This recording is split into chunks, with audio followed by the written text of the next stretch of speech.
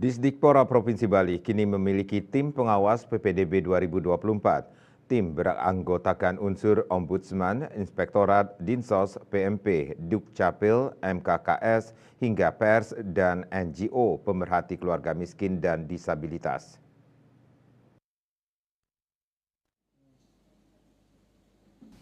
Dalam rapat terbatas Kamis 27 Juni Kadisdikpora Bali Ketut Ngurah Jayawibawa menegaskan kuota untuk jalur afirmasi yakni kakak miskin, yatim piatu, dan disabilitas inklusi tak dibatasi jumlahnya. Hal ini dilakukan sesuai program pro rakyat dari PJ Gubernur Bali.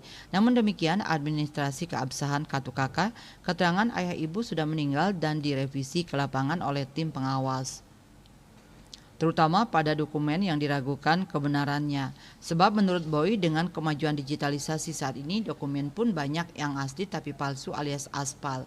Dia menyadari peran pengawas di kabupaten dan kota sangat penting menuju PPDB yang baik dan transparan.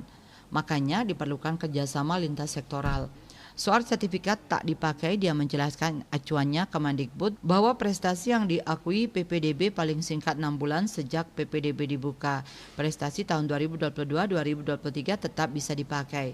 Profesor Nyoman Sudiana, salah seorang akademisi di tim pengawas, menekankan agar PPDB tahun ini lebih baik dari sebelumnya.